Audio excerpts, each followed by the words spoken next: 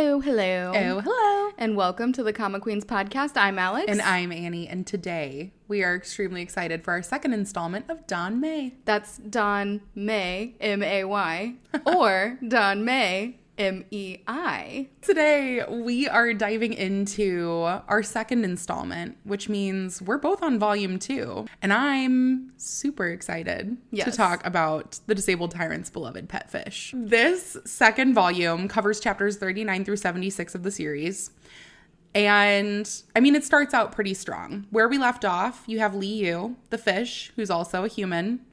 And he's decided that he needs to turn into a human to tell Prince Jing about this awful plot that his family has going on in the background. Mm-hmm. The Empress consort who was demoted, set afire, and he wants her to get found out for it because otherwise she's going to try to get in the Emperor's good graces, and that's not fair. Yeah. She's just looking for sympathy. You know who else doesn't think this is fair? Anybody else. All the other consorts, they're pissed. They're like, we don't like her. We don't claim her, but we have to be nice in front of the Emperor. So they're like calling her sister. They're like, oh, you got burned. So sad. Whoops. And then the Empress consort is wearing like practically nothing. She's like, oh, I just couldn't possibly dress myself. Yeah. She's working it. Yeah. A little hard. So Li Yu has pulled aside Prince Jing, tells him this whole plot, and Prince Jing's not willing to let go. So he holds on to Li Yu's arm, whispers to his servant through the door. He's like, this is what's going on. You look into it.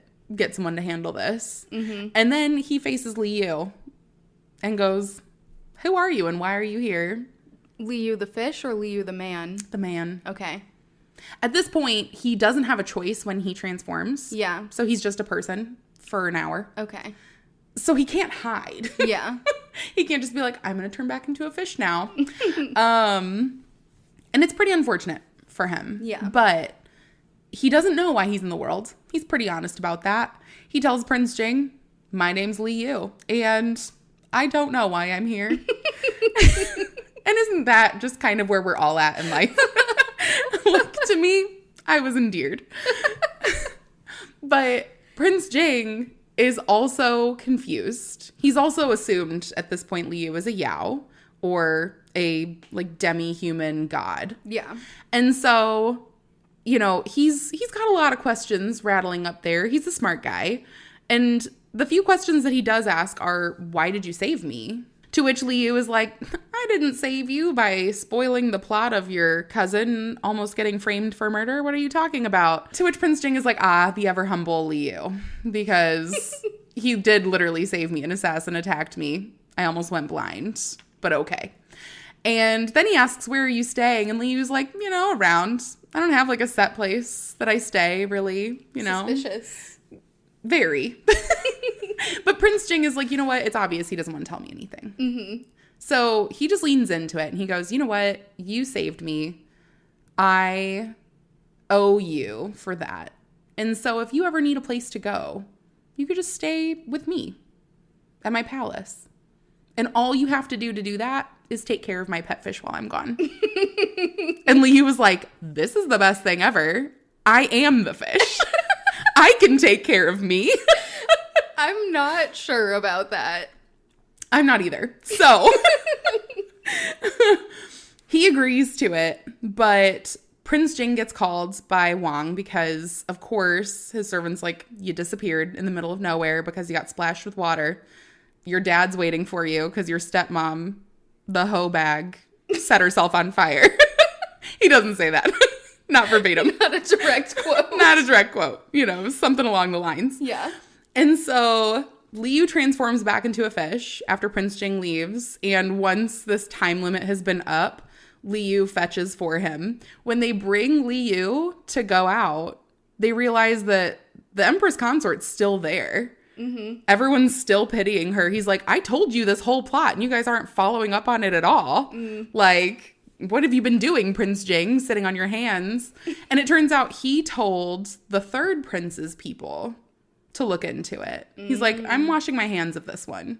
I was already deeply involved in the second prince's schemes. Don't want to do that. But he ends up getting found out because Li Yu decides that when the Empress consort gets close to the fish, because the Emperor's like, look, this fish has gold scales now. He's a special fish. Look at the fish. And the Empress Consort's like, I really wish I didn't. Really don't want to look at the fish that smacked me in the face. He pretends to sneeze. He blows a bunch of bubbles. And then Prince Jing motions to Wang, who says, oh, it's because he smelled something funny on you. This is how they find out and are able to expose her, because her wound smelled of cypress wood, which didn't grow in her palace. So they knew that she burned herself elsewhere and that it was a planned thing. And then the third prince's people come in and they're like, you're not going to believe this. Her head servant, dead. And she wrote a note saying that the Empress Consort was going to kill her. So... wow. It's closed case. So at this point, the emperor is like, how dare you? Not only does this not follow what the original novel was, but the Empress Consort is now banished entirely. Mm-hmm. She's not just demoted and living like somewhere else. She is a commoner and has been cast out, which is worse than it ever got in the novel. Mm-hmm. So Liu's like, oh, great. Well, things are not going the way that they are. And now I don't know what's going to ever happen. So that's fun. I'm glad that this is a surprise for me. However, Prince Jing leaves pretty annoyed, mostly because the Empress Consort was crying and he was having none of it. So he goes to the second prince's house and plays a prank on him by taking the fish plushie that Liu had and throwing it into his soup. And you find out that the second prince has lost his marbles and is like, I didn't do it. I didn't try to kill the fish. I promise. Screaming to himself in his house, as you do. I mean, I guess. And Liu, he's just like, this prince is looking after me. He's getting revenge for his fish. Look at me. I'm so special. Oh my gosh. So they do get back to Prince Jing's manor after this whole debacle. And you see that the prince was building a bigger pond for him to be in. Mm-hmm. But this pond is not your average Joe pond. And it's probably because Liu, not your average Joe fish. I love this part because you find out that he basically put his entire manor under construction and he built like a palace-long pool that all goes together. Mm-hmm. And he had master craftsmen build an entire underwater city of jade and pearl and everything. Oh my gosh. This is the most spoiled fish ever. Liu, so excited. Puts him in there. Liu's like, this is the market that I don't ever really get to go to. Look at all these people. And he even finds a little mini jade statue of the prince and a statue of the fish, and he puts them together so they're not alone. Adorable. So cute. Prince Jing, he immediately realizes he might have fucked up because he's like, oh, great, I gave this fish all of this freedom. He's not going to want to come back to me. Aww. He's going to want to stay in this little city that I built for him. Mm-hmm. But he's wrong. And Liu comes straight back, and he does choose to stay in the room. So at this point, Liu thinks he's selling it. He's like, I am two separate persons. He's not going to know I'm a fish, and I'm a person, and they're different. And Prince Jing is like, I don't know why he doesn't want me to know that he's a person, but I'm glad he decided to come and stay the night again in my room. So Liu, really happy with his gift. He's like, as a fish, I'm just going to hop on over to the bed, give you a little kiss on the cheek or something to thank you for my beautiful pond, and then I'll lay back down. The prince was not asleep as he thought he was, and the prince rolls over and strategically kisses the fish, and Liu jumps back in the tank embarrassed, and Prince Jing is like, why is this Yao not wanting to suck my essence? Like the novels say. Oh my gosh. You can't base everything off of a novel. I mean, you could base a lot of it off of a novel. I'm just going to say it is a novel. So the next day, Wang Shi catches a few different people trying to catch Liu with fish nets. And he's like, this must have been orders from another prince. Because the third prince had his eye on the fish. Mm-hmm. He's like, this fish grew gold scales. My dad is pretty enamored with the fish. It's not every day you see an emperor get excited about a fish. So, like, if I have this fish, and now that the second prince is out of the way, that's how I'm going to be special to my father. and secure my position as the crown prince. What was his plan? To just take the fish and say, like, this is mine now? He offers heaps and mounds of gold and silver. And Prince Jing is like, nay, I'm not taking any of your shit. Yeah. That's my fish. Mm-hmm. And get away. So now they're like, okay, the third prince now is the problem. Second prince is out of the way, and of course somebody else has to just be an asshole. Mm-hmm. So Prince Jing, not happy. He's catching on to all these schemes, and he's quietly plotting something on his own. Liu, he's in La La Land. He's just like, this is the happiest I've ever been. I'm allowed to be a person here and take care of the fish, who is me. So I have no responsibility other than to just eat and live a lavish lifestyle. Mm-hmm. Sign me up. And you know what? Honestly, I think that would be all of us. Like, are you kidding me? He's just like, I've never expected someone would love me this much. But he's also like, he likes his fish a lot. Yeah. You know, like, does he only like me because I'm a fish? Mm-hmm. Will he ever, like, person me like how he likes a fish? Mm-hmm. And that's a weird question. But, you know, this story makes you ask it. So... The emperor does call Jing and his fish before him.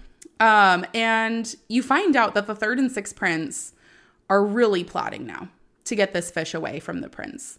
They have started a rumor throughout town that the fish is actually a dragon and it's a bad omen. And that's why he's growing these scales and able to transform.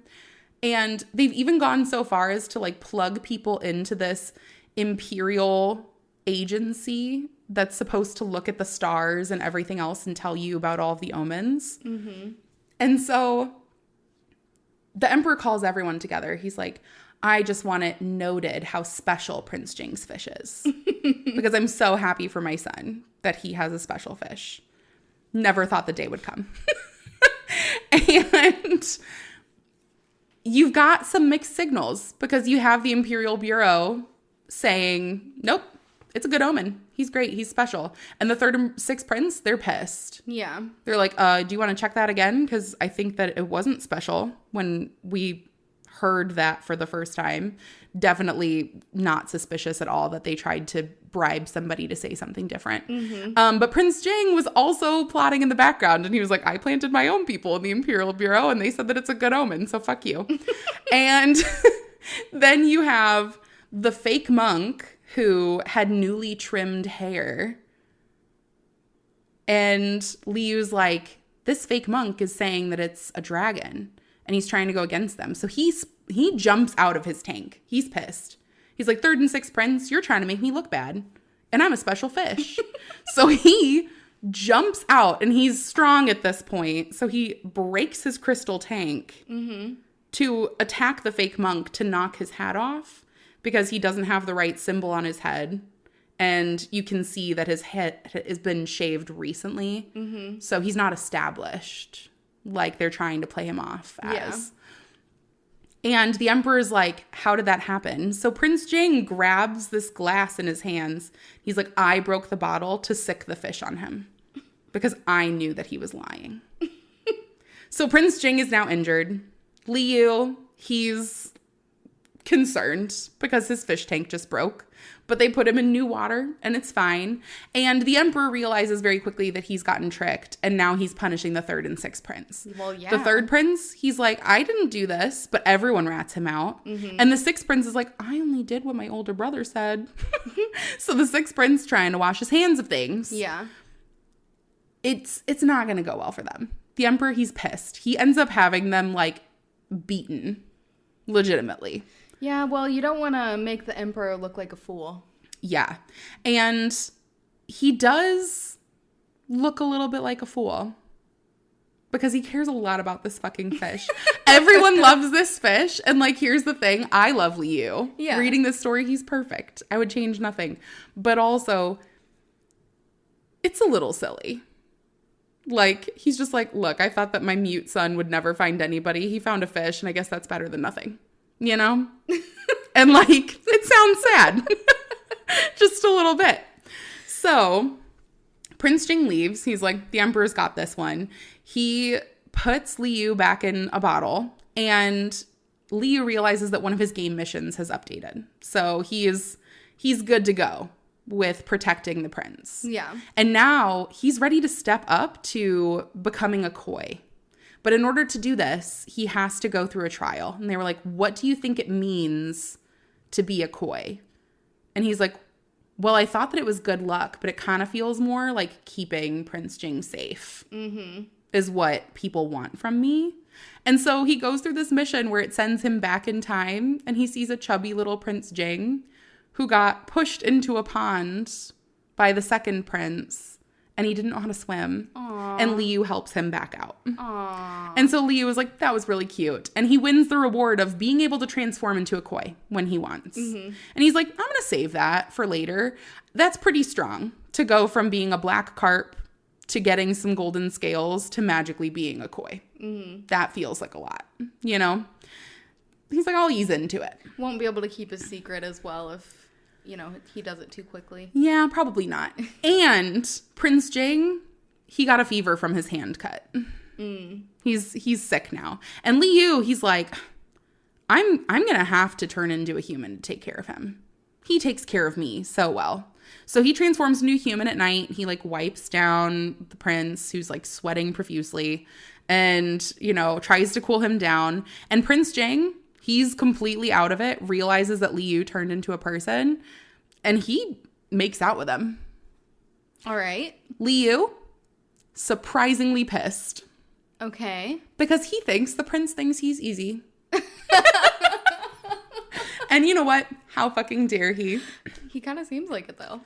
I mean, listen, that's like the ultimate, would you love me if I was a worm? He literally loves him that much as a fish. Yeah. That's insane. But I love the energy. So, while Prince Jing is sick, he realizes this. And Liu is now so mad that he decides, he's like, you know what? I don't think that I want to turn into a person again right now. I'm kind of mad at the prince. So he's just kind of sitting there to himself. He's like, you know what? I'm just going to do my fishy stuff. And Prince Jing, he's upset. He's like, I want to see Liu as a person. I notice that he's not turning into a human as much anymore. And he does end up calling on, and the emperor calls on, this great monk of this Hugo temple, who he's like the end all be all of this imperial bureau to decide whether or not Liu is a good omen. And he says that he is an extremely good omen and that he is descended from a great koi and one day he'll look like one. Perfect chance. Perfect chance. Liu, he's like, then I have to do it, right? Like, there's nothing else that I could do. And he decides that he's like, you know what? It's my time. I'm going to turn into a koi. It's going to be pretty abrupt. But now that it's been signed off by this guy, it's going to make him look more credible. Everything's good to go. So he gets to pick new colors. So he's decided he's going to be silver and gold. He's like, how pretty is that? And he also gets 3 buffed stats, which are slapping villains in the face plus 10, well-fed, well-clothed plus 10, and one shot and done plus 20. Okay. And Liu, he's like, that's just in the back pocket. I'll figure that shit out later. Yeah. I don't understand these stats at all. They make no sense. But then he realizes that he has to complete another mission now to be like fully done with this first part of the Moe pet system. And what is that but to indulge the tyrant? He's like, what the fuck does that mean? And the system's like, you'll figure it out. No, he won't. It's Liu we're talking about. He's not figured any of this out. Back and forth with the system? Yeah, he can talk to it like telepathically, you know, as a fish. And so he'll sit there and he'll say stuff like to himself and the system responds often. That's how it is in Scum Villain too. Yeah, like he'll talk to it. He's just like, this is a fish scamming system. Like, what if I don't want to do this? You know, hypothetically. Yeah. And the system's like, then you will turn into fish bone and fish ash. It's the standing joke. And to be honest, doesn't sound that great. So he's like, fine, I'll figure it out. He ends up being like, you know what I have to do? I'm going to have to make him a meal. So he goes to the palace kitchen. He goes to Auntie Shu, the woman who helped him in the kitchen the first time when he caused trouble. He's like, I want to cook for the prince. And how romantic. He makes the worst meal ever. Mm-hmm. To the point he's like, I'm gonna cook with wine and this rice, and the rice turns out like black. Oh no. And then he goes, I'm gonna make smashed cucumber with some soy sauce and some other random things. And he's like, I'm gonna do that and get him some wine, and then he'll indulge because he's eating the food and stuff that I made for him. And that's new. So he shows up as Liu, the person, gives him the food, gives him the drink. Mm-hmm. The prince gets Liu to bed and tries to make another move. And again, he's like, I'm feeling betrayed. You think I'm a hoe. And I'm not a hoe, I'm a fish. So he goes on hunger strike. He's mad now. Yeah. Now, refusing. He's like, I'm not turning into a person anymore. Screw you. You can see your fish who you love so much. Mm-hmm. Who's also me. So he finally is like going back and forth in his head. The prince obviously likes him. Has told Liu now in a drunken stupor that wasn't so drunken as much as he was playing it up, that he loves Liu. Mm-hmm. And Liu, not having it. But he's like, I can't be too obvious that I'm mad at him, because if the person is mad and the fish is mad, that's suspicious. So he does decide to eat. And because Prince Jing made moves on him, he accomplishes indulge the prince. He's like, oh, so it wasn't because of my masterful smashed cucumbers? Thank you. So it's mass havoc. As soon as Liu, the person, disappears, Prince Jing is telling people, he's like, Liu's gone. And Liu, the fish, is like, sucks for you. That couldn't help you there. And so Prince Jing does what any sensible man would do. He has the words, "There are no other lovers, I adore you," carved and etched into his entire palace. Okay. It is broadcast everywhere. Yeah. And Liu is like, that's a bit much. You're coming on a little strong. That's strong. But he's also starting to come to his feelings, and you get more of a sense of why he's so uncomfortable with how strong Prince Jing's feelings are.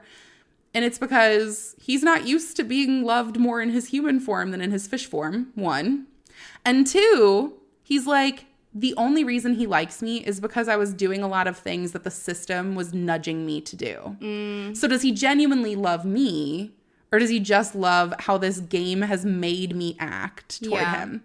And so he's trying to figure out what was authentic from me and what was this system forcing me to do things. And the reality of it is the system, very vague. He's made a lot of decisions himself. He's just not willing to own up to that. Yeah. You know, then he'd be culpable. So Liu is like, I just can't come to terms with that right now. But as he's trying to do his internal monologue, and as he's watching all of these servants carve the words, "There are no other lovers, I adore you," across the walls and everything. I'm not gonna lie. How embarrassing. Yeah. Prince Jing, that's, your business. But Chu Yanyu, the original concubine from the novel, who was supposed to end up with Prince Jing, shows up in the room and does an entire evil monologue. And he goes, the only reason that the prince liked Liu, the person, better is because Liu feeds the fish, and I can feed a fish. Okay, wait. Before you get into this, I have a question about this guy. Chu Yanyu. Yanyu. In the original novel, was he sent by the brothers like he was originally? Mm-hmm. So is he plotting against him in the original novel too? Yes. Okay. It's like enemies to lovers. Okay. Yeah. Yeah. And we get more into the dynamic of the original novel later on as well. Mm-hmm. It's so good. But yes, they do start as enemies to lovers. He's scheming the entire time. Yeah. Because the sixth prince and the third prince planted him there. Yeah. And so really, Chu Yanyu in the novel is a lot of Prince Jing's downfall throughout all of it. Yeah. But Liu, the reason he doesn't like Chu Yanyu, he's a little too close to his prince. So back off. But he's like, how dare you? Liu, the person, has a lot of redeeming qualities. And you aren't even somebody that he likes anymore. But Chu Yanyu takes out a powder and puts it in all of the tea bowls laid across the room. Because he doesn't know that they're for the fish. He thinks that they're like tea bowls the prince might drink from or something else. So he puts a powder and poisons all of the tea bowls. And the jade cup that the prince does drink out of. Oh, no. And Liu, he's like, shit. I just watched him poison all this stuff. And the prince, he comes straight into the room. Chu Yanyu is like, oh, your highness, Liu is gone and I realized that your beloved fish wouldn't be taken care of. So I decided to feed him. How nice of me. Also, you look tired. Would you like some water? And Chu Yanyu had drunk some himself. So Liu's now put together, that's not poison. You're trying to seduce the prince by giving him an aphrodisiac or whatever. Yeah. Unfortunately for Prince Jing, he is tired and he goes to take a sip and Liu, no other choice but to turn into a human. Chu Yanyu is startled because no one else was in the room and he knew that no one else was in the room. And so Liu calls out as a person. He's like, don't drink that. It's poisoned. The room, not that big. So Chu Yanyu's like, when did you get here? Everyone's carving shit into the walls and you've been gone for weeks. And Prince Jing is just like, snaps his fingers. Guards are in there. They take Chu Yanyu away. And Liu figures out very quickly that Prince Jing knew what Chu Yanyu did to it. And that he was expecting Liu to come out and tell him not to drink it. So he leaned into it so that he could see Liu again. Yeah. And Liu was like, you lied to me. You manipulated me. You made me do something because you knew I would do it, and that's not fair. So he runs away, and Prince Jing chasing after him. He's a bit of a drama queen. He's a drama queen. And so Prince Jing chases after him. Liu jumps into the giant pool that was made for him. He's still stuck by the fact that he can't choose to transform back into a fish. And so he goes and takes a hollow plant and breathes through it and stays the entire time under the water until he turns back into a fish. And so the prince is originally looking for Liu in the water. When he comes out with his fish in the water. Yeah. And servants now are like, weren't you looking for the person in there? And he's like, no, the person got away. I had just put my fish in the pond and I had needed to get him out. But he's nervous because the fish looks sick. And Liu, he is sick because he stayed in the cold water for an extended period of time and let down his defenses. So unfortunately, the system very kindly points out, you actually have to turn back into a human because they don't make medicine for fish here and you'll die.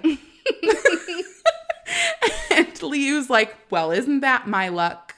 So much for being a koi and being lucky. So he turns into a person and the prince immediately princess carries him to the doctor, gets him medicine, and then decides that he is going to personally care for Liu. And Liu, it's hard for him not to relish in this a little bit. He's pretty happy. Yeah. He's like, oh, well, thank you. You know? He even says, he's like, you know, your highness, I have places that I have to go, but could I like stay with you for like an hour or so, you know, more or less. And then if I stay with you, you can help me take my medicine. And the prince is like, of course. Of course, I'll take care of you, sweet summer child. So he thinks again, he's like, he'll take care of me for a couple hours. I'll say, I need to go somewhere.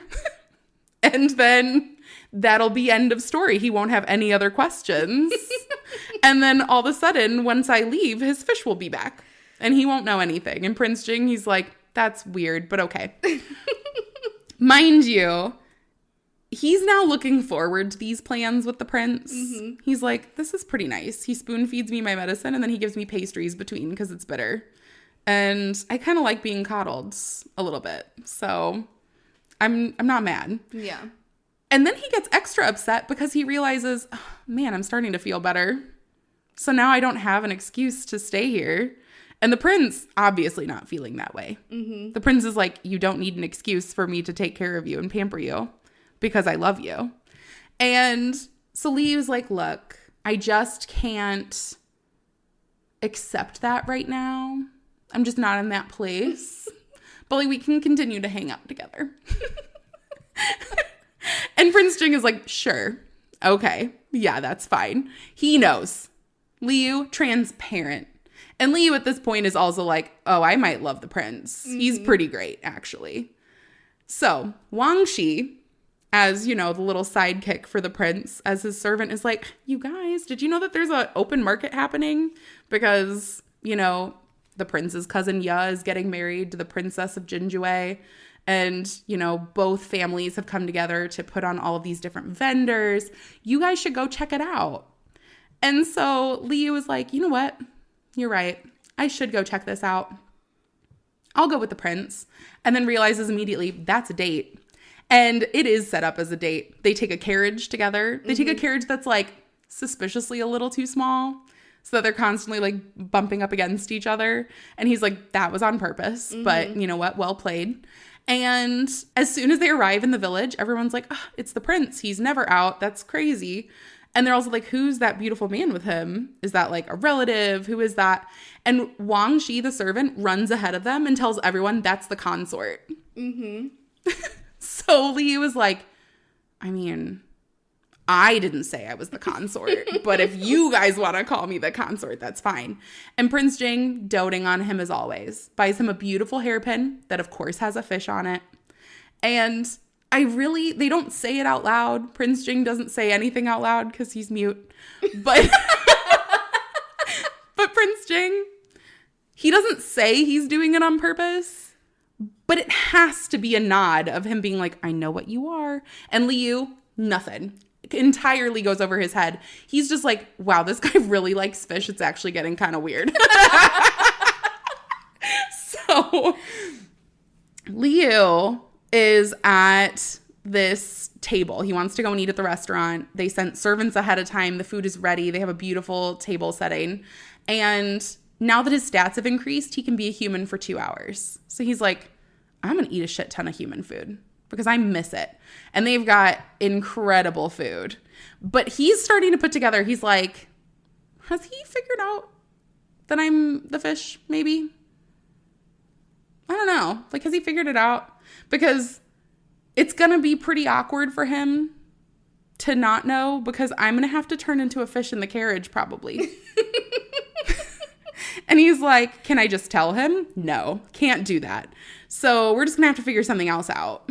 And he's like, but it does feel weird, right? Like, he says that he has all of these used robes and he gives me like all of these things, but they like all have fish on them, but he didn't like fish before he knew me, the fish.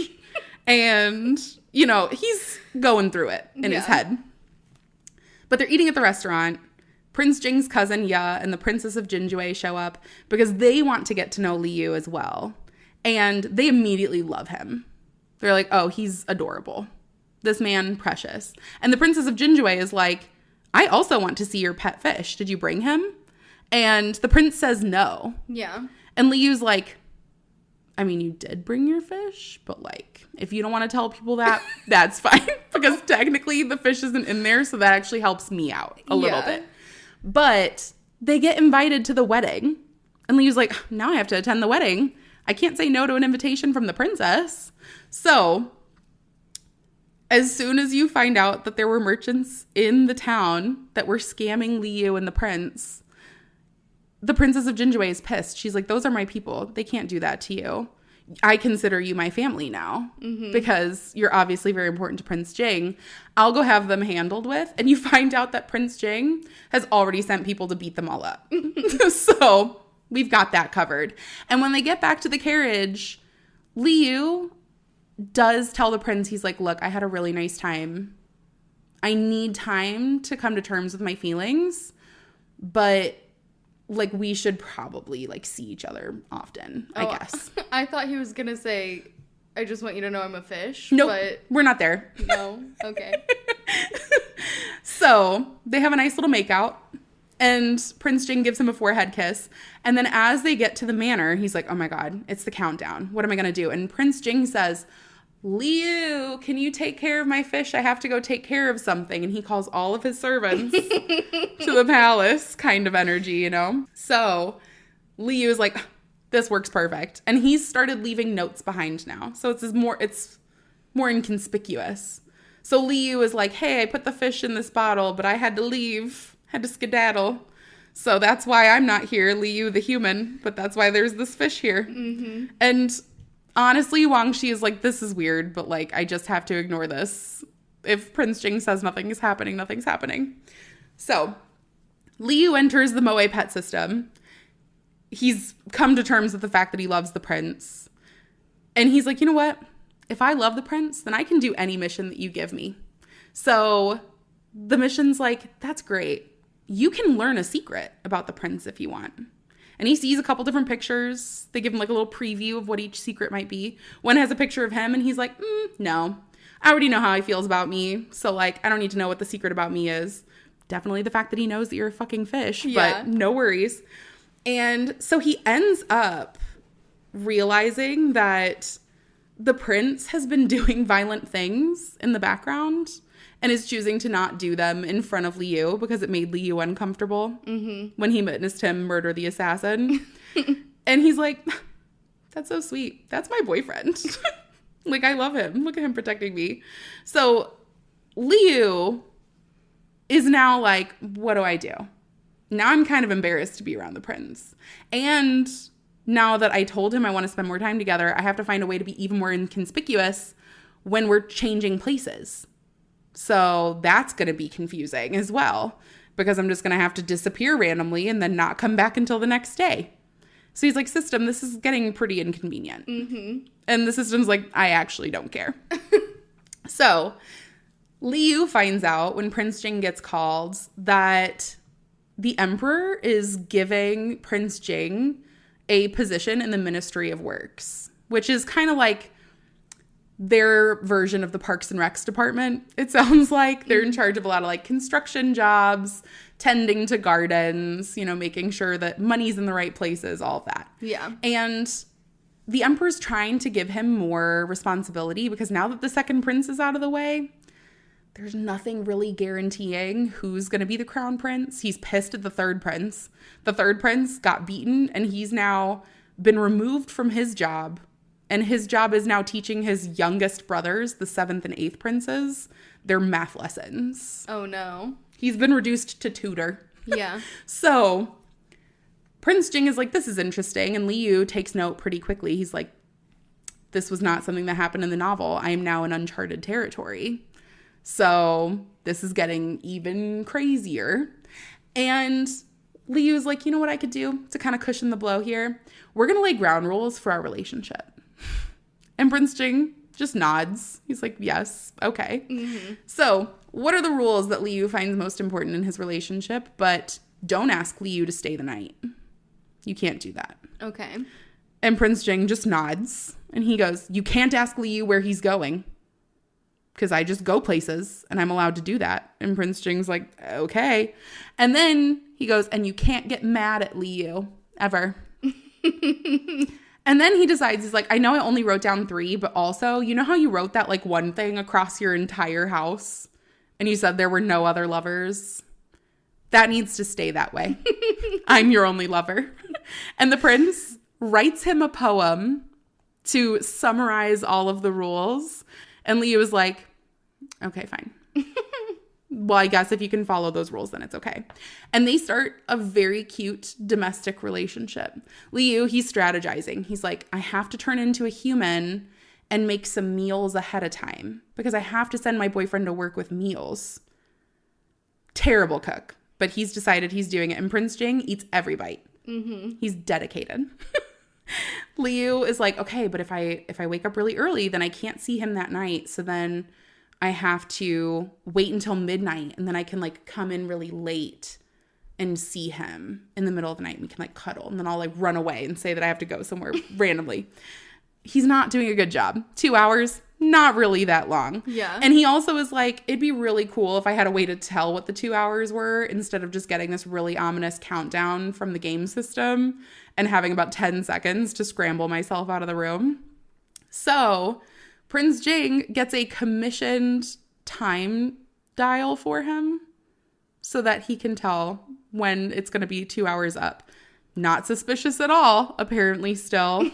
And you realize that the prince, he's loving all of this. He goes to the Ministry of Works. People are like, wow, what is that giant bag you brought with you? And he's like, it's the food my boyfriend made me. Mm-hmm. He has like pre-written notes about how proud he is. He's like, this is from my boyfriend. My boyfriend gave it to me. And he's also doing a pretty good job at his work. They thought that he was going to fuck around because he takes his fish with him to work. And they were like, that's weird because not many people do that. But he's doing a pretty good job. And the emperor's pretty impressed. So now Liu gets a new quest. He's like, it's been a minute. Like, I indulged the prince. I got to see a secret. You know, I got to turn into a koi. I'm beautiful now. I also get to be a person and like be his boyfriend. And that's really nice. And this new quest is stay with the prince through thick and thin. He's like, I would have never wanted to do anything other than that. Mm-hmm. So they keep going on like this for a while. They end up attending the royal wedding between his cousin Ye and the princess of Jinjue together. And he gets to meet all of these different family members who are immediately accepting of him. And that's just a great feeling as well. He has like his aunt being like, I've never seen Prince Jing so happy. And he's like, this is great. But also everyone keeps asking about this stupid fucking fish. And I'm right here. And he's getting jealous of himself at many points in the book where he's like, does he like the fish better or does he like me better? And I don't really like that. So once they go through and they meet a bunch of different family members, Liu also meets the Duke of Chang'an, who is Prince Jing's grandfather. Mm-hmm. And he is starting to kind of go back through like some of the different secrets that he's seen with Prince Jing. And he realized that there was a woman in this memory. And he's like, I wonder if that was her. Like, was that his mom? And all of a sudden, Liu is like, I can't stay because I have an emergency and I have to leave this wedding. So he's getting carried around as a fish because, again, not suspicious at all that he randomly disappeared in the middle of the wedding and is now a fish. But you know what? Sweet summer child Liu, you can believe that as much as you want. And at this point, Liu is like, I can't end up with him if I can't turn into a human. And he's begging the system. Can you like figure this shit out? They were like, we promise by the end of this, you can turn into a human for good. But you got to do the missions. Mm-hmm. So stay with the prince through thick and thin and you're fine. So the emperor's birthday is approaching. Liu does know this part of the novel. And he goes, the sixth prince, he's going to show up with a present that makes the emperor feel so special because he does a light show with lanterns and he etches the word longevity into it. Mm-hmm. And that is just so meaningful to him. But you know what would be even better is if I could train fish to form the word longevity. And so the princess of Jinjue had gifted Prince Jing koi, and he realizes he can communicate with them in his fish form, and he teaches them how to do this formation. So Prince Jing not only gets a commission painting for the emperor, and then also has these fish trained to do this symbol. Mm-hmm. But then when the sixth prince is like, oh, I want to treat the fish because they did such a good job, and he throws food in there to scatter them, Liu is the grand finale, and he comes up from underneath all the fish with beautiful flowers for the emperor. And the emperor is like, do you see this fucking fish? That's a good omen. Can you believe that Prince Jing trained these fish? Look at my boy. And so he takes Prince Jing aside and he's like, thank you for my gift. And they have a nice little private conversation. Meanwhile, now that everything has gone according to plan, Liu's like, this is great. That means everything's perfect. Except you find out that because he did such a good job, Prince Jing is getting sent to a war-torn western border for an indiscriminate amount of time. And Liu's like, that doesn't sound like praise. That doesn't sound like you did a good job. I thought that my performance was wonderful. And so Liu as the person is like, you can't leave me. We just started dating. And the prince is like, not really my choice. Yeah. I don't get to decide whether or not I'm going. Thank you. But he's like, don't worry. Like, you can stay here and help Wang Shi take care of the fish, and then I'll be back eventually. And Liu was like, I'm with child. And Prince Jing's like, I don't think you are, but that's okay. And Liu's like, I mean, I'm not, because we actually haven't done all of that together yet, but also I just don't want to leave you because we just started dating. And so Prince Jing decides, you know what? Fine, you can come with me. And that's where we end off in book 2. What a wild ride. What a wild ride. And I just need to clarify that, again, Liu really thinks that no one knows that he's a fish and a human. Yeah. So. I mean, you know, you gotta keep your own delusions, I guess. If you're not, who's gonna, you know? And I love it. It's perfect. Well, I hate to bring you down. Oh, no. But maybe I should have gone first because I don't have a happy, funny story to tell you. You know, I was a little worried based off of how the first one went. Yeah. That it might turn in that direction. So I guess just lay it on me. All right, let's just dive in. Okay. Right away. So, when we left off before, Shen Chengjiu was going to just live the next 5 years of his life while he waits for Luo Binghe to come back. Yeah. He's like, I've got 5 years. This is great. The system, well, he's not thinking it's great because he is upset that he threw him into the endless abyss. Feeling a little guilty? Guilty conscience? I mean, here's the thing. He didn't want to do it, but he had to do it. Yeah, the system really fucked him over on that one. Yeah, the system said, you absolutely have to do this. And he did. Man. And it hurt. It hurt all of us. Yeah. So, 3 years have gone by. Shen Chengjiu, he is kind of just wandering around now. He doesn't stay with his sect anymore. Like, he is just traveling to a bunch of different places. So he's still seeing all of the people, but he just is kind of restless, almost. Is that how it was in the novel? No. Okay. In the novel, he was evil, and he was happy that Luo Binghe is gone. Yeah. So now he's not happy he's gone. And he has, like, no more points left, right? Yeah, it cleared out his points. The heartbreak took all of his points. So he's at net 0. No badass points or nothing. No badass points. No satisfaction points. No changing the plot points. I mean, they're just throwing points out everywhere, and he has none of them. There's 70 billion points and none for Gretchen Wiener. Yes, exactly. So, he does end up coming back to his mountain sect, though.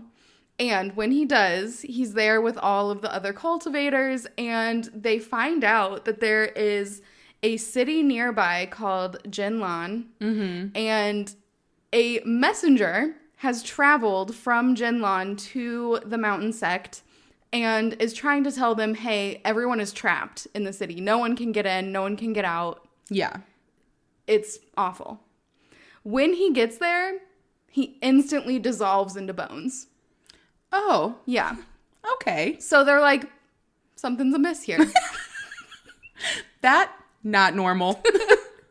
We should go check that out. Yeah. So they do go to this city and check it out.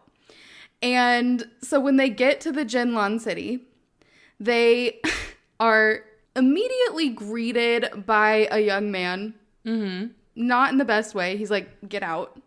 Oh. And they're like, no, we have to come in. A nice greeting. Yeah. And he's like, no, you must leave. If you come in here, you'll never be able to leave again. You know what? This is like the same energy that people have when they're going into like a haunted house. If someone walked up to me and they were like, you're not allowed to, you'll never be able to return. And I'd be like, okay. I'd be already halfway back the way I came. Remember when I tried to get you to go to a haunted house? Oh my God. Tried to block that out of my memory. I didn't even end up going and I was traumatized. I had so much fun.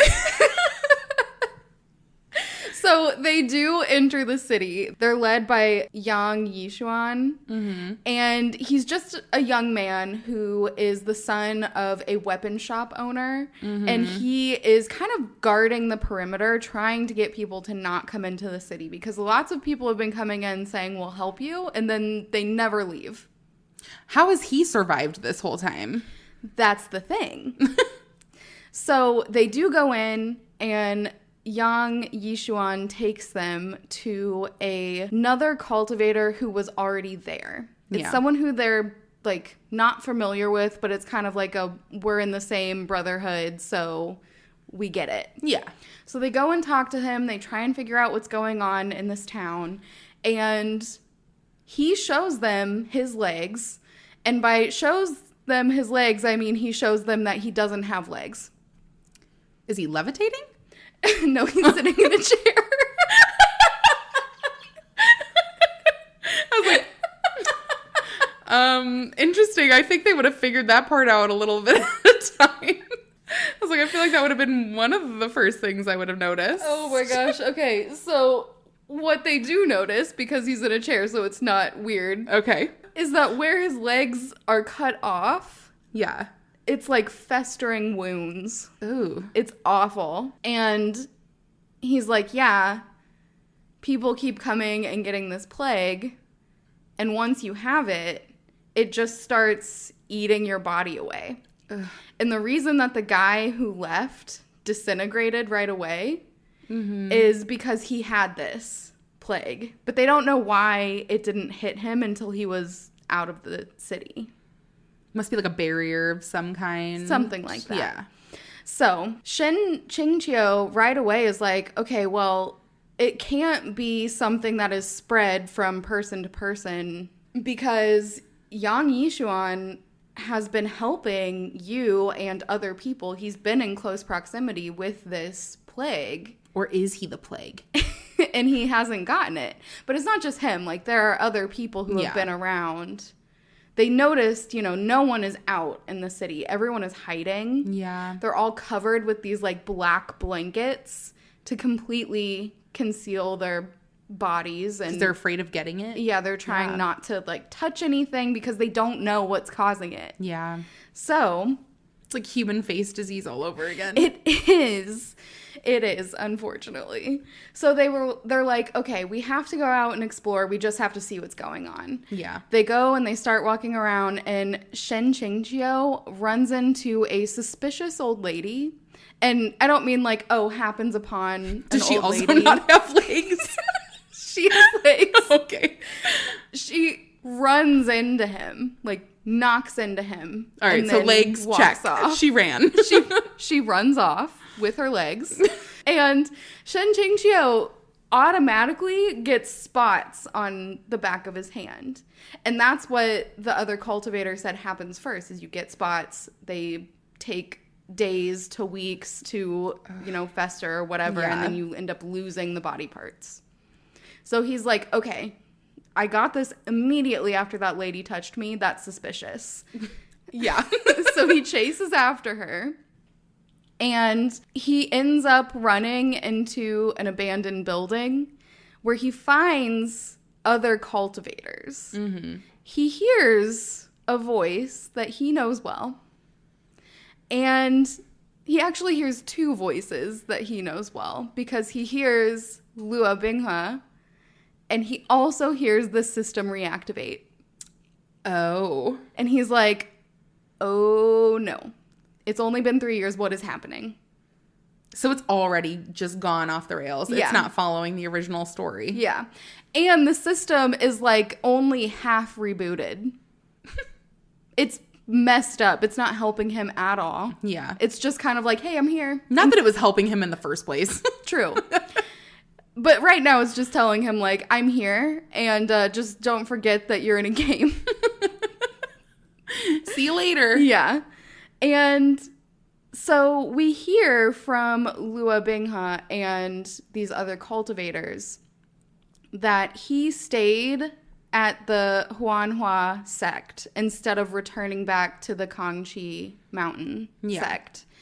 And he wouldn't say what happened because Shen Qingqiu said that he died. So he didn't say, like, what happened. Yeah. But he wouldn't return. He wouldn't go back either. So they all think that Shen Qingqiu did something. Yeah. To harm him, which he did. He pushed him into an endless abyss. It's pretty mean. We don't do that to our friends. Yeah. So they're having like this little face-off. Luo Binghe is staring Shen Qingqiu down. Okay. And he is shaking in his boots. He's like, I know that he is a very, very, very powerful demon. Yeah. No one else knows that he's a demon at this point. Mm-hmm. And so he runs away. As one would. Yeah. And he ends up finding this old lady that he was looking for originally. The one who ran away. The one who ran away. Yeah. And caused him to run into all of these other cultivators that he didn't want to run into. Yeah. And he sees that she's a sower. And a sower is a specific type of demon whose sole purpose in life is to give people a plague so that other demons can eat the rotting flesh. Ooh. Yeah. That's exactly what everyone is saying. I hope so. I hope it was just written on paper. Ooh. So they quickly realize with the volume of people who have gotten this plague that it can't just be this sower. There has to be more. Yeah. So they round up a bunch more of the sowers, all of the cultivators who are there. Mm-hmm. And our three main cultivators are Liu Qingge, who is the one he was supposed to kill, but then ended up not killing. Mm-hmm. And they're like really close now. Like super close brothers. And then there's Mu Qingfang, who is another one who's really close to them. And the two of them help Shen Qingqiu with his poison that he got in the first one. Remember when he got the poison for blocking the hit that was meant for Luo Binghe? You know, it's really just not his books. Yeah. He's having a tough time. Yeah. And he and at one point Luo Binghe both say, wow, your hand is cursed. Because it's the same hand that was poisoned before is the one that got this plague. Interesting. Yeah. So it really is a cursed hand. Yeah. And so he ends up staying behind because the poison is affecting him. The other two go out to find the rest of these sowers. Yeah. While he's alone, Luo Binghe hunts him down again and confronts him. And you know, it's pretty justified. Yeah, it is. Shen Qingqiu, still terrified. Fair also. Yeah. And so while he's talking to him, what he does really is he's like confronting him about like, you said all of these things about not putting too much weight on the fact that I'm a demon. And you said that demons can be good and humans can be bad. And then as soon as you found out that I was a demon, you threw me into an abyss. So like, what the fuck? Not cool. Yeah. And Shen Qingqiu doesn't really know what to say to this.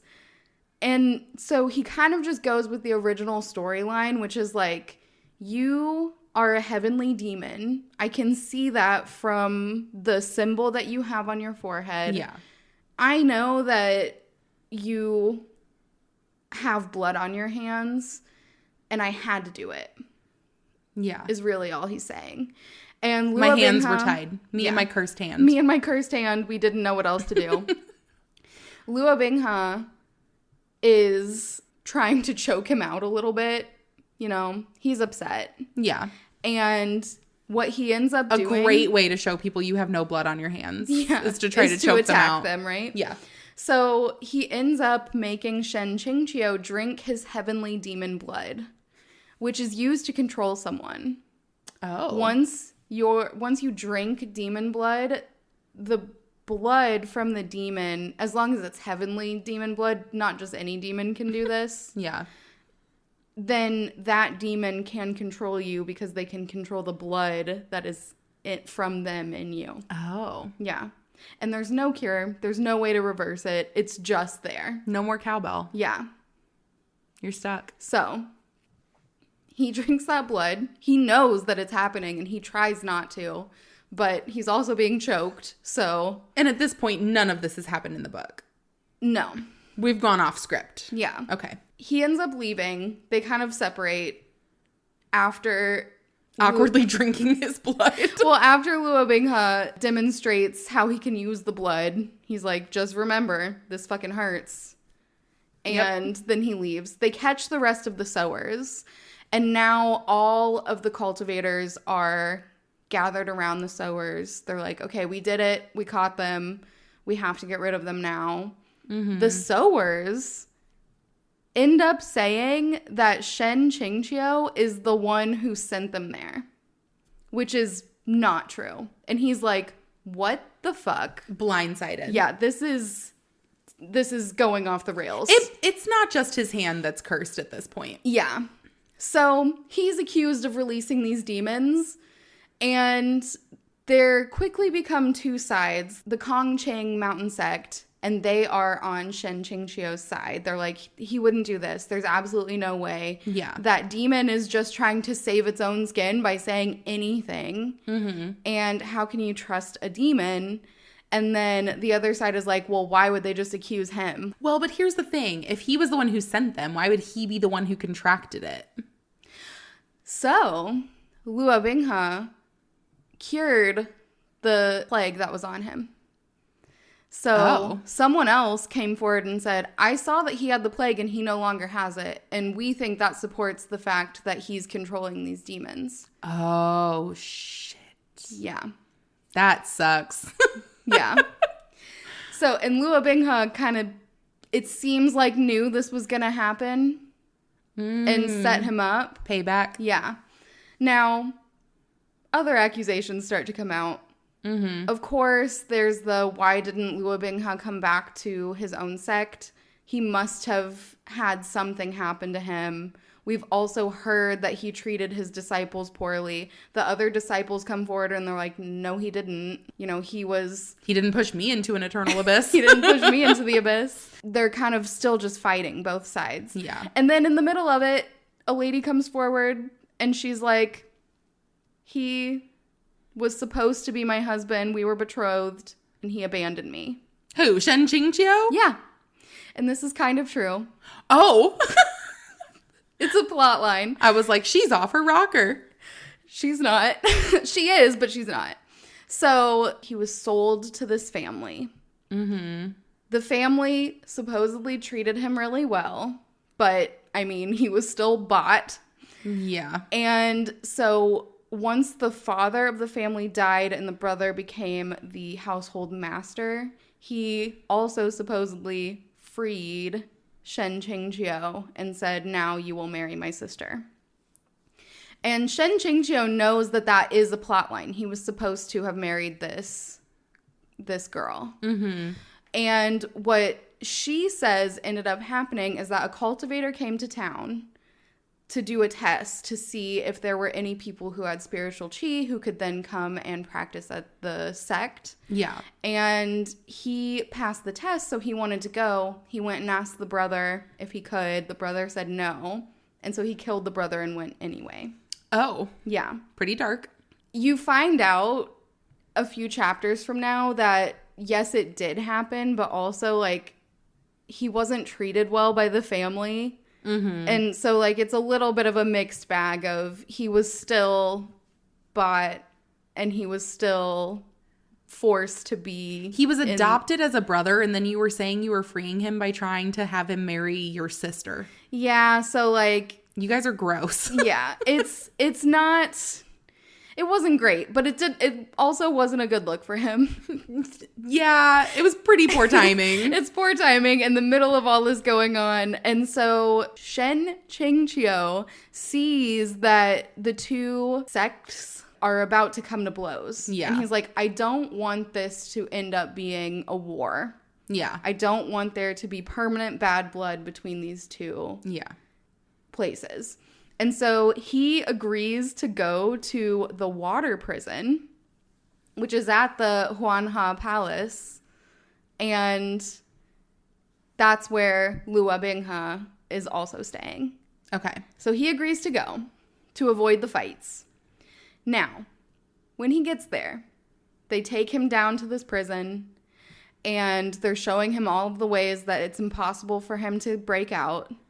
There's a maze array around it, so even if you escape the prison, you would be going through a maze and never find your way out. Listen, I know that this is a plot line that people do where they're like, this prison, impenetrable. It's the same as calling the Titanic the unsinkable ship. Yeah. You just, like, don't tempt fate, maybe.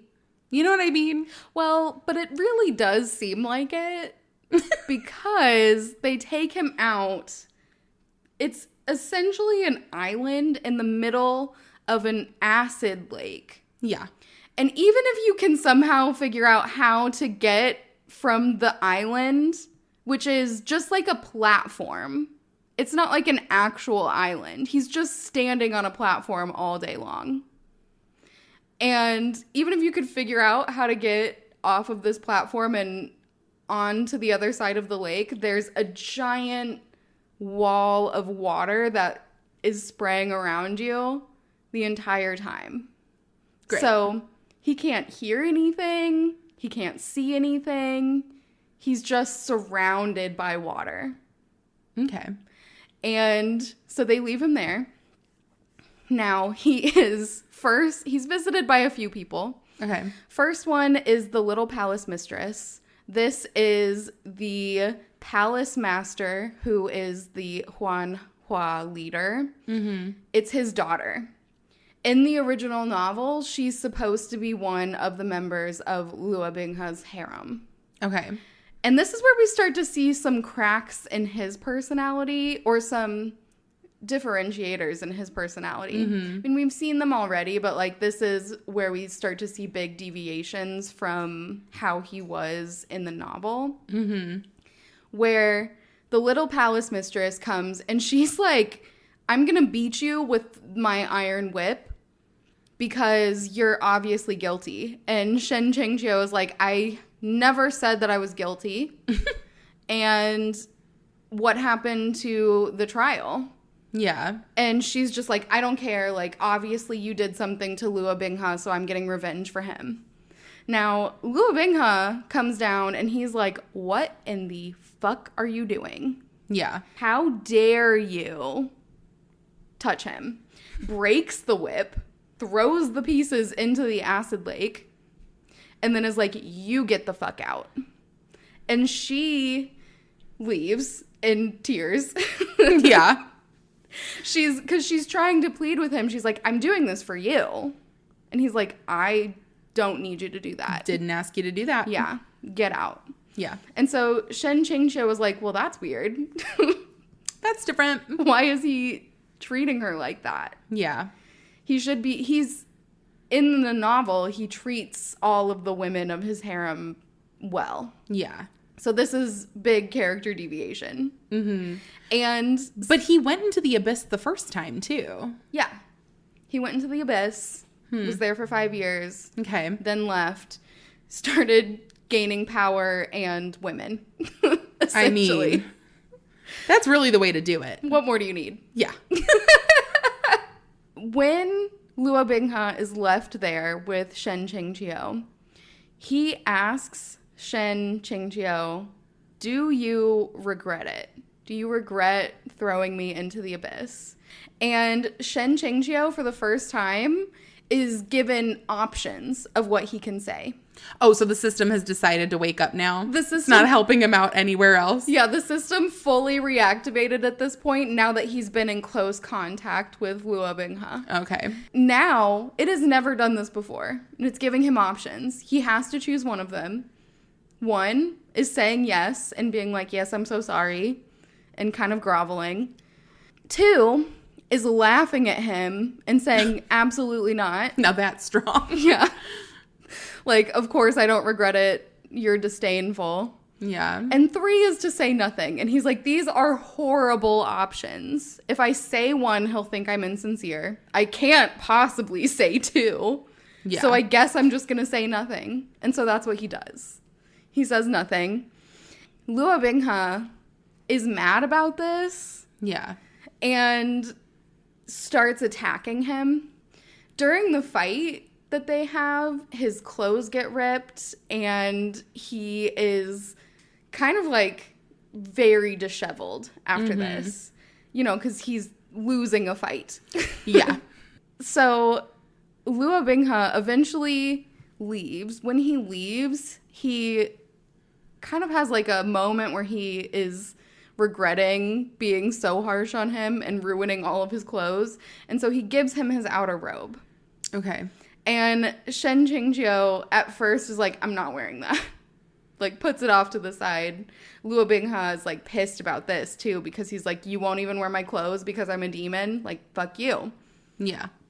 To be fair, that's a bit of an inference. Maybe he didn't want to wear the clothes because you just beat the shit out of him. No, clearly it's because he's a demon.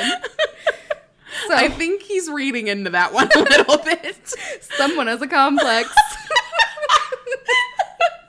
Exactly. So, our third person comes to visit. Okay. This is Gang Yishao. Gang Yishao is kind of the second top cultivator of Luo Binghe's generation. Okay. He was number 1 for a while at the Immortal Alliance conference that they had before, which is where he was thrown into the abyss. Yeah. So, he's meant to be a rival to Luo Binghe, but obviously going to become second place in all things at all times. Yeah. And so he comes in and he has a message for Shen Qingjiu, and that's that Shang Qinghua, who is the author of the novel. Okay. Who was transmigrated into the novel as one of the characters who's colluding with demons and was helping him on that mission to find the Sun Moon Dew Mushroom. Yeah. He's trying to visit. But he can't get a pass. You have to have a hall pass. No, it's not called that. A hall pass? You have to have authorization. Okay. And he's applied for it, but it hasn't happened yet. I love how he wrote the book and he's powerless in this situation. He's just as much beholden to this system as Shen Qingjiu is. And you have to wonder, like, who else might be also? Yeah, who else might be? If the author has no choice. Yeah. Yeah. And his character, not great. He's not happy about who he had to become. Well, maybe you shouldn't have written it. Yeah. It's not looking great for him. No. But he's trying to visit because they need to speed their plan up. They had a 5-year plan. It's been cut short by 2 years. Pretty significant. Now they need to grow the mushrooms faster. Okay. Now you might be asking, what are they going to do with these mushrooms? Don't worry. You don't know at this point. Do they know? I mean, they know. Okay. Hopefully. But we don't. Okay. So, Shen Qingjiu is like, Gang Yishao, I need you to help me escape. And Gang Yishao is feeling pretty bad because Shen Qingjiu has always been good to him. He doesn't believe that all of these accusations are true. Yeah. And also, he sees how poorly he's being treated. He did just get the shit beat out of him. And he kind of infers from the ripped clothing that more abuse happened than actually happened. So he's just feeling very, like, mortified by everything that's happening. Understandable. Yeah. So he's like, okay, I will help you escape. So he does. He helps him escape from the water prison. Okay. And they do go their separate ways. Gang Xiyao has to go back to the sect. And Shen Qingjiu goes forward to Huayu City, which is a borderland of Huanhua. Okay. And when he goes, there are already cultivators looking for him there. And he hears that they're looking for him because of what happened, which is a little suspicious. Because he didn't do anything. Because he didn't do anything except for leave. And get beat up. Yeah. So he's like, all right, whatever. I just am going to look around this town. There's a festival going on, so he puts on a mask so he can blend in. And the next thing you know, he's being pulled into a dream realm, which happened the first time. Yeah. And now it's happening again, but it's happening in his dream realm instead of Lua Bingha's dream realm. Yeah. But Lua Bingha is still there. Interesting. And controlling this. So because of the blood? Yeah, that's why he can find him no matter where he goes. And he just has very, very powerful abilities with the dreams. Yeah. It's one of the first things that he learned how to do. Yeah. He sees all of these visions. He sees Lua Bingha as a child again. Yeah. And Lua Bingha as a child in the dream is like, why did you throw me into the abyss? And he's like, oh no, I'm in trouble. Whoops. And this is where you find out that he wasn't treated well by that family. It's one of the things in his memories. Yeah. But he doesn't remember it because he wasn't him at the time. Yeah. After he is in this dream realm, he ends up escaping and getting out of it. And his location is found. And so everyone comes and there's going to be like a huge battle because, again, we have the two sides. We have the people who support Shen Qingqiu and the people who support Lua Bingha. Yeah. And they're battling each other. Mm-hmm. Right now, they're just, talking it out, kind of yelling at each other. Shen Qingqiu, his disciples, Ning Yingying and Mingfan, they are there supporting him. And originally, she was kind of a ditz, and he was supposed to be a little bit of the lazy, aloof disciple. And because of his, taking over of the teaching and because of his influence, they've both become much more powerful characters. Yeah. And, they're stronger in their opinions. And they're just better. They're more well-rounded people now instead of being flat two-dimensional characters. Yeah. And so they're supporting him. They're talking to Lua Bingha directly and being like, even if he did wrong you at the Immortal Alliance conference, how can you turn away from all of the things that he did to help you before? Yeah. Lua Bingha ends up asking Liu Qingge to help him get away. So they fly away on a sword, which we've seen before. Yeah. And they end up at the top of this mountain. And Lua Bingha has chased them there.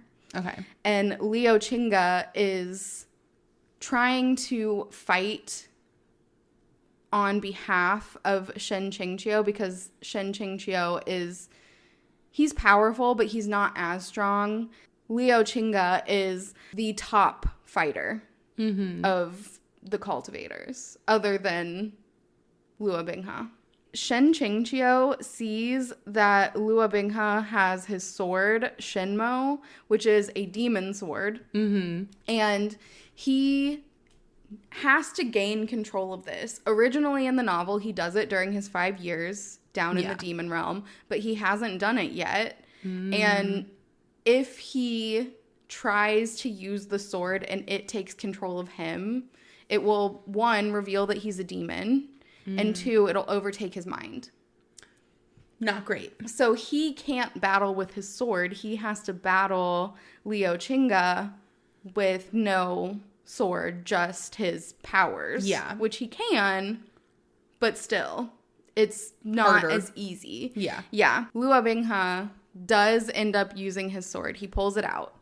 And Shen Qingqiu sees that this is happening and sees that the sword is trying to overpower him because he has the two types of chi. He has spiritual chi and demonic chi.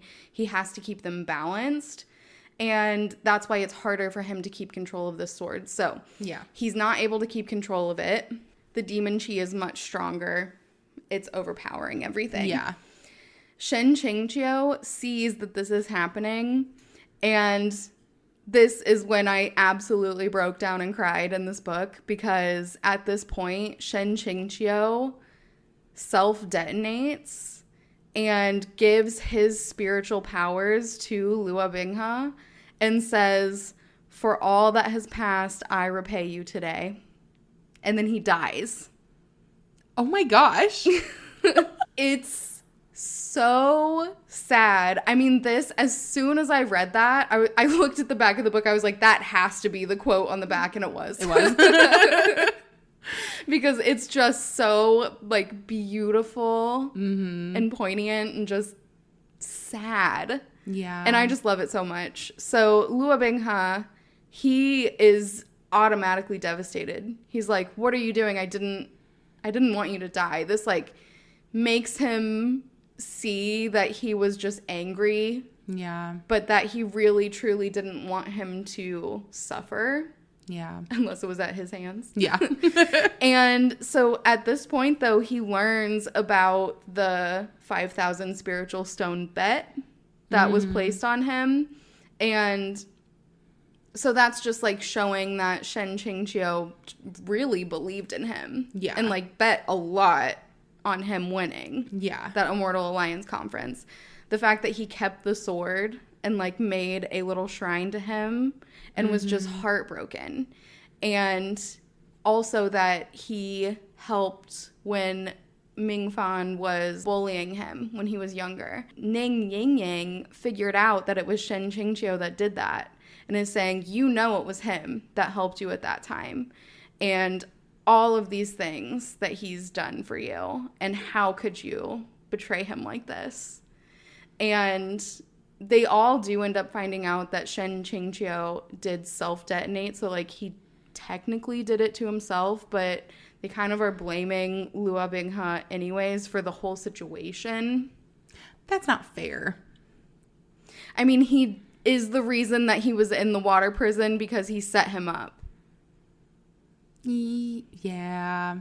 Yeah. It's kind of hard to get out of that one. Yeah. Yeah. And he was the one chasing him to the top of the mountain. Listen, that could have been a friendly game of tag. Unfortunately, it wasn't. Yeah. And Ning Yingying, at this point, she's, like, laying into him. And this is, like, great for her. This is where you really see that she has, like, grown into a strong cultivator in her own right. And Luo Binghe is saying, "I didn't want this to happen. This isn't what I meant to happen. This isn't what I wanted." Yeah. And he says that he was scared if he returned to the sect that he would be turned away because of being a demon. So his goal was to go to the Huanhua sect and become its leader so that he could go back to Shen Qingqiu and be like, "Look, I'm the leader of a sect. Yeah. Aren't you proud of me?" Aww. We next cut to the Borderlands, which is the border between the human and demon realms. Okay. And there we see the people who are left at the border are cultivators, and they're kind of protecting the area, just making sure that demons aren't coming in as much as they can. Yeah.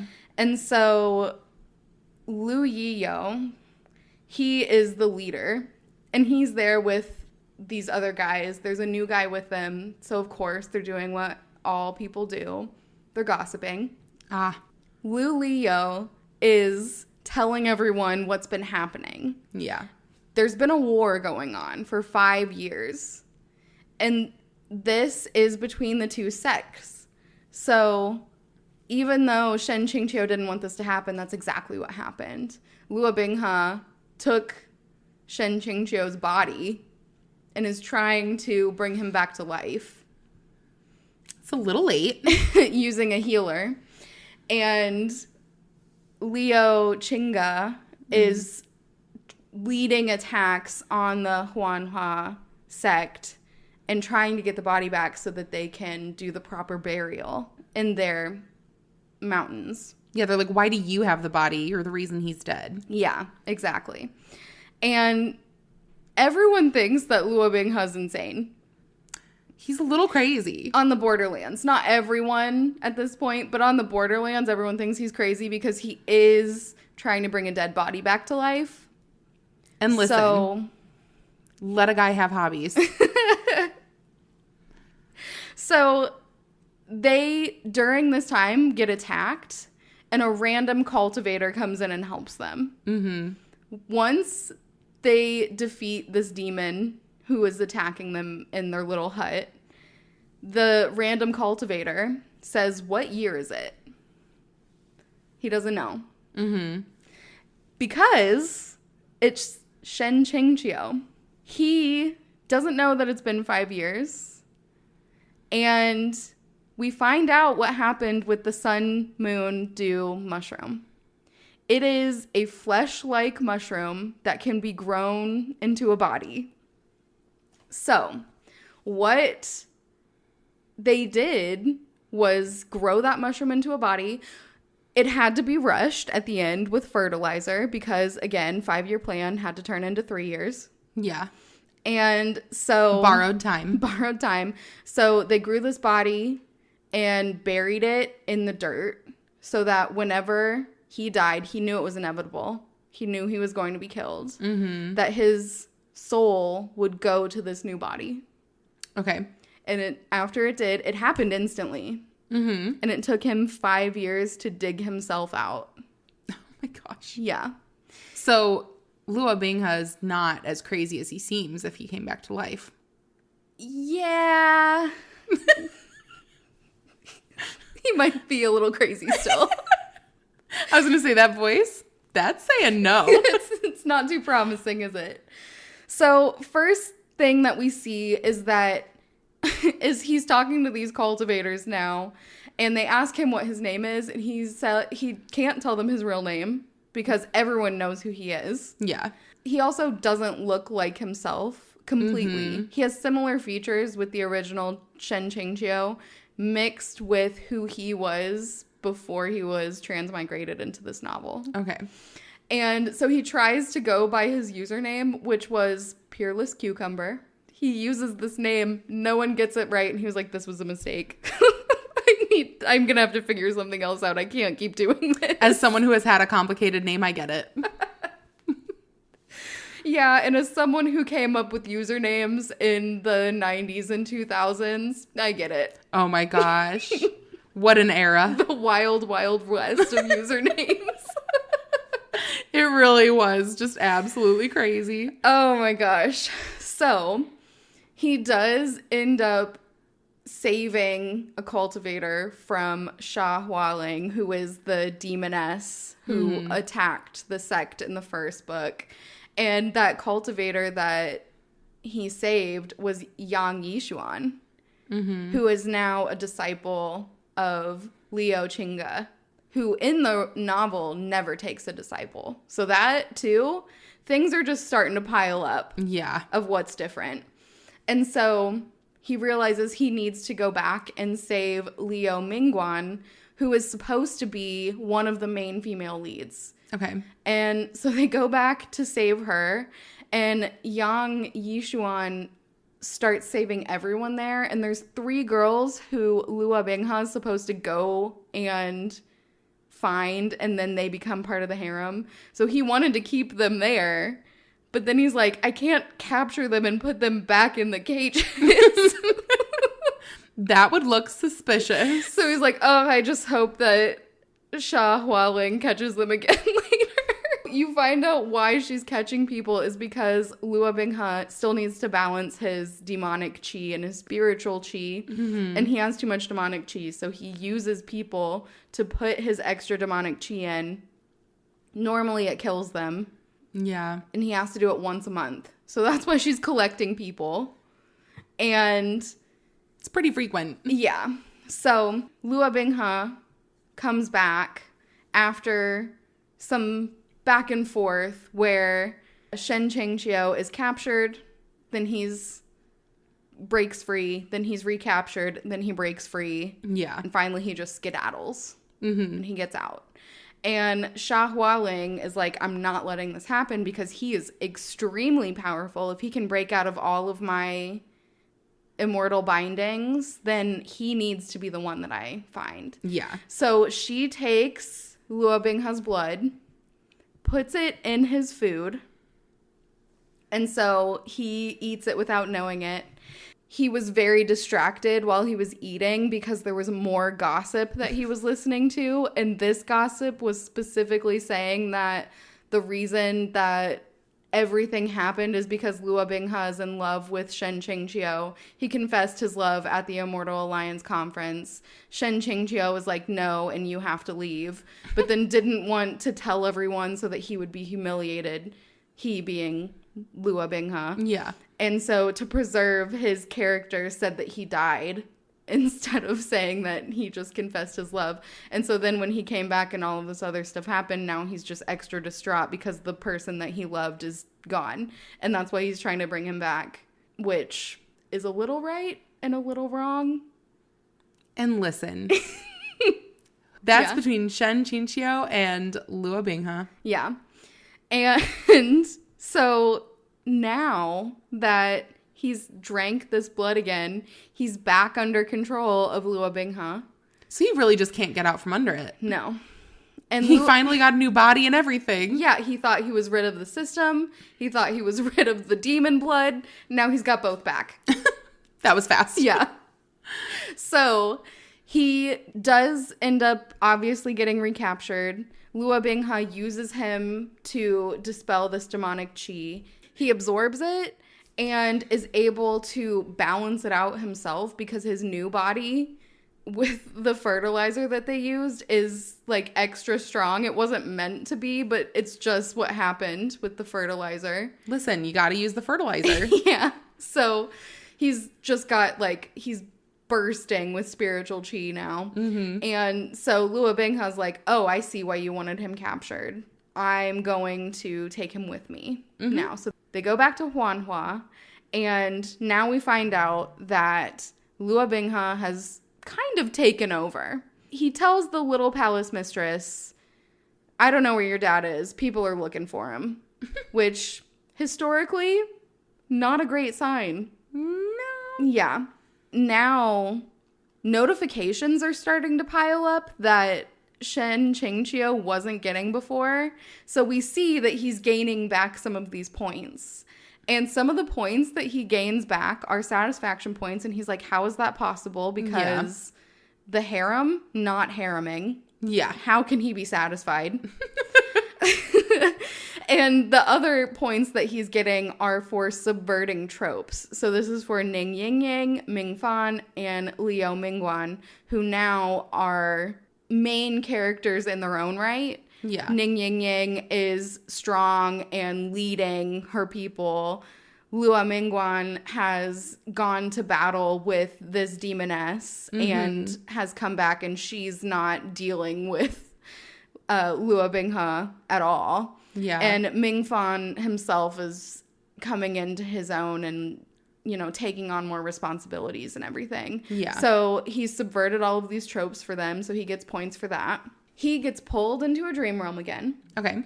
And he's pulled back into Luo Bingha's dream realm. When he's there, he sees that Luo Bingha is trying to talk to Shen Qingqiu. Yeah.